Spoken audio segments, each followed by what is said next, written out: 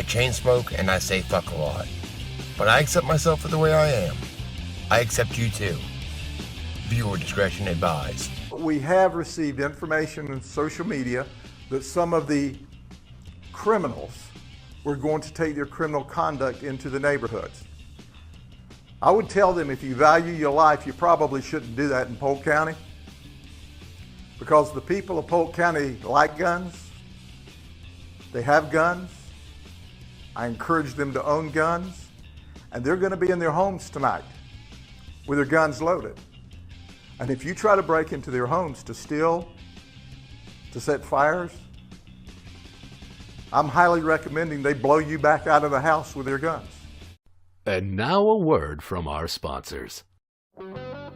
I just accepted an ad affiliate for C60 EVO.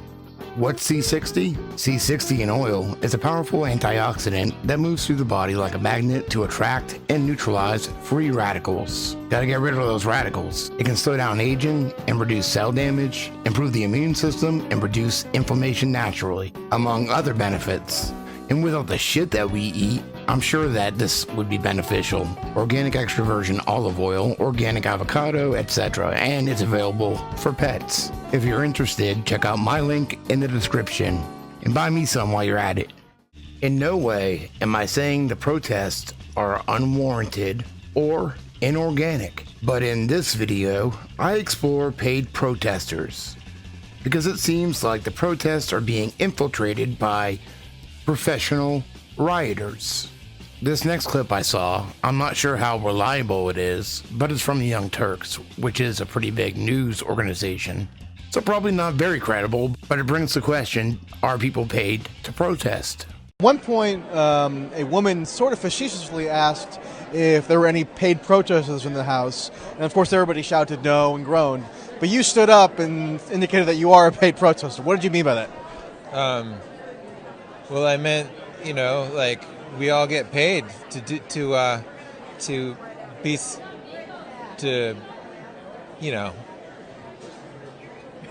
No, I don't know. Please explain.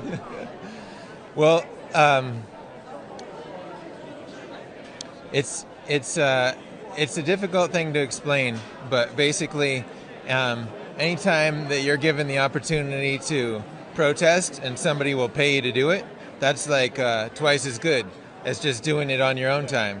So you weren't kidding around. You actually meant that you have been paid at some point to protest? Yeah, like How can I get in on that? Yeah, okay, so you go to like GeorgeSoros.com and you just sign up right there.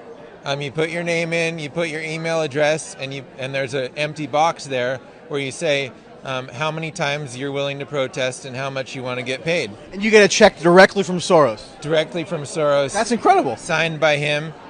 He even invited me to lunch. Does he sign it in blood? He said if I'm willing to gather some more friends, I can get paid twice as much for every friend that I gather and kind of set up a pyramid scheme. Bring friends and set up a pyramid scheme. That's like Epstein. I think Nixium was that way too. And you can get rich just based on protesting for Soros, right? I already have, yeah. So basically, I've been organizing most of the protesting that you see in California so far, and it's all due to being paid. If I wasn't paid, I would be, skiing. What? This is unbelievable. Yeah, I know. I just wish more people knew about it, because then we could actually start a movement. So to see for myself, I started looking at GeorgeSoros.com. And there wasn't really anything here, but if you go to Open Society Foundations, now we're in OpenSocietyFoundations.org. We go down, Human Rights Movements and Institutions.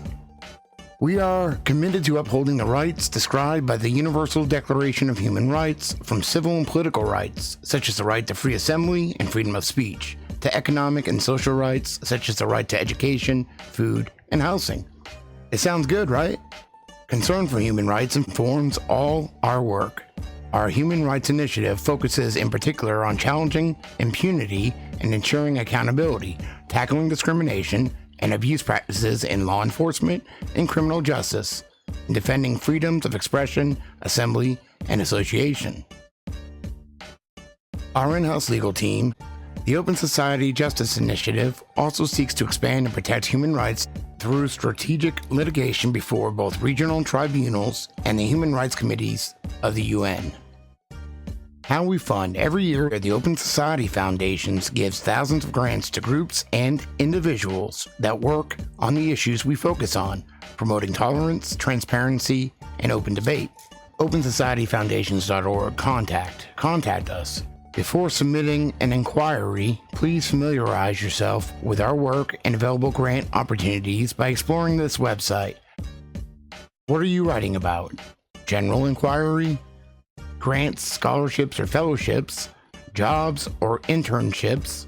George Soros. Grantee feedback? Concerns for the Ombuds Office? Your first name, your last name, your organization, your email address, and your comments. If what this guy says is true, this is the best place I could find that describes what he's talking about.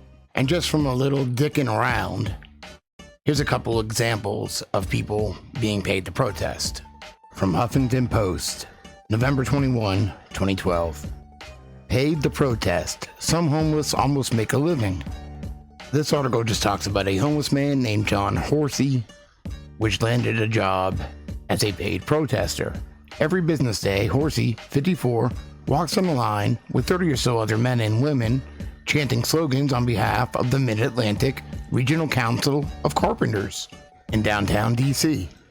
But Horsey and the others are not members of the union. They're, quote, hired feet. Hired feet? Like Dan Snyder? Earning $8.50 an hour to chant about substandard wages and benefits at work sites where contractors are not using union labor. Ferguson protesters are now protesting that they didn't get paid. May 20, 2015. Were the Ferguson protesters a spontaneous expression of community outrage or an orchestrated campaign with paid, quote, protesters? It's looking more and more like the latter. Early on, there were signs that the protesters over the shooting of an unarmed black man by a white cop were less than meets the eye. Most of the protesters getting arrested weren't local residents, but people bussed in from groups like the New Black Panthers, the U.S. Human Rights Network, and the Answer Coalition. Later, after the riots in Baltimore erupted, as many as 50 social media accounts were tied to both those and the Ferguson protests, suggesting the presence of, quote, professional protesters.